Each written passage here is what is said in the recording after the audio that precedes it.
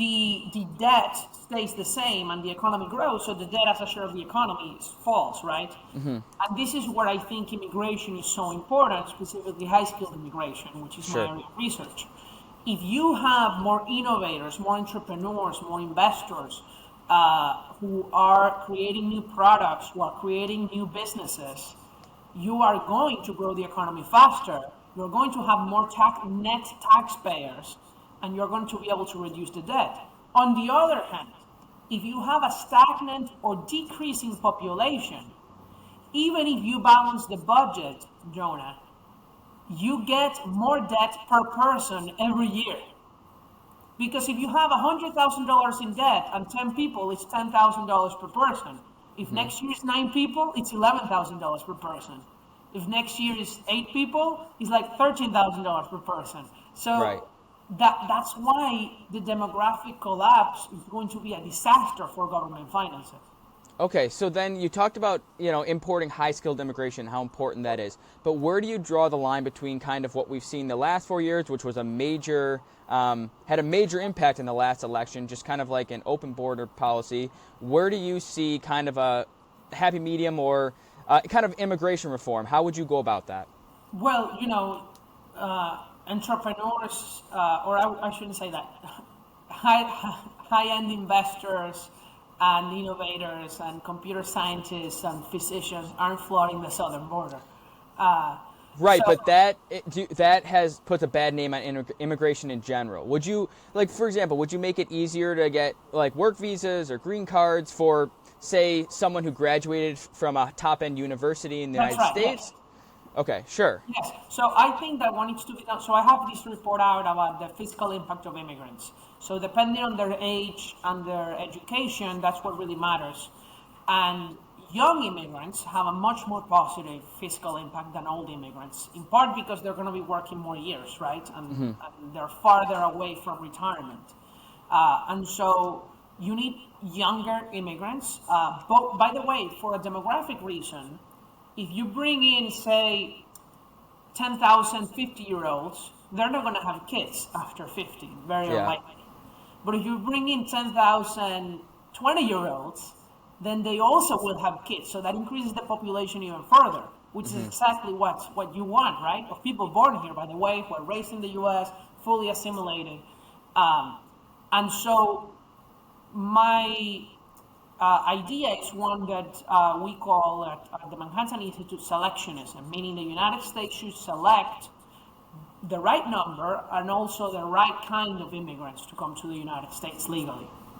And that's the opposite of what's been happening in the last 4 years, which is just anybody can come in, and the people who come in are the low skilled, who are going to be receiving government benefits, staying in government paid hotels, getting other welfare. And that's the opposite of what you want. You need to end all of that. You need to deport people who are going to be a net public burden and not allow them to come.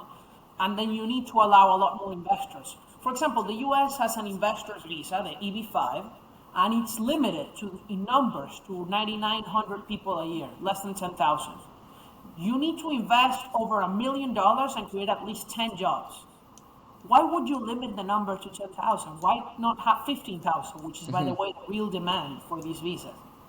Wouldn't you want to have, if it's 5,000 more investors times 10, that's 50,000 more jobs a year permanently, every year compounding? That's incredible. That makes a total difference in the United States. How many people live in the state of Wyoming? A couple 100,000? You can employ a quarter of Wyoming every single year with expanding investors' visas. If you bring in more physicians to so many of the rural areas where there are no primary care providers, how many American lives will you save? These are the kinds of things that a rational immigration, selectionist immigration policy would do. Bring in more doctors, bring in more highly skilled immigrants who are entrepreneurial, who bring money, who are young. Right now, the U.S. allows any American to sponsor their foreign parents, and that is about 150,000 people a year who come.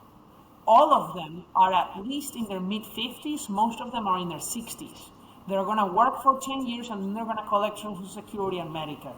Right. Instead, you said, no, you can't sponsor your parent for a green card, but we're going to allow 150,000 more company-sponsored immigrants who are all in their 20s and 30s to come and are all making over $100,000 a year.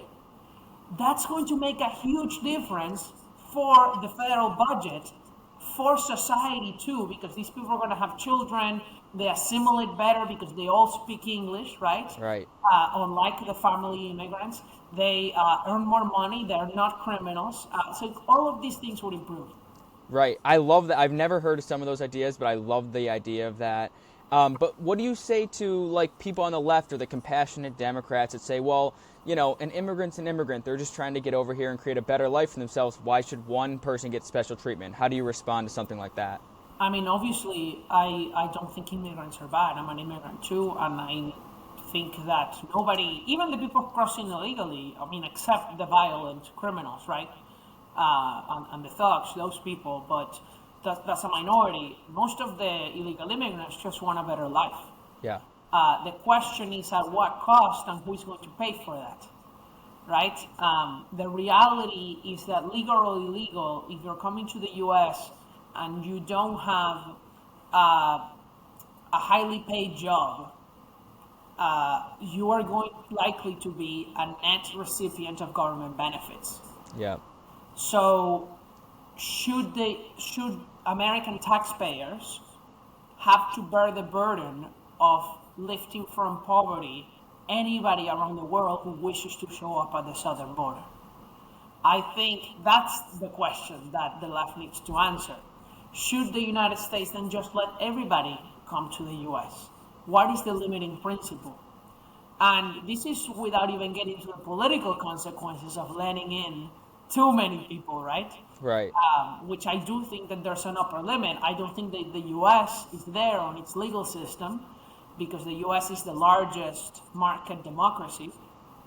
There's 340 million people. If you add 1 million people a year, that's not even a third of 1% a year of the population. The US in the early 20th century had years with well over 1% of the population coming in as immigrants annually. But with the illegal immigration we've seen in the last 4 years, we're actually there. Over 1% of the population coming in annually because of illegal immigration.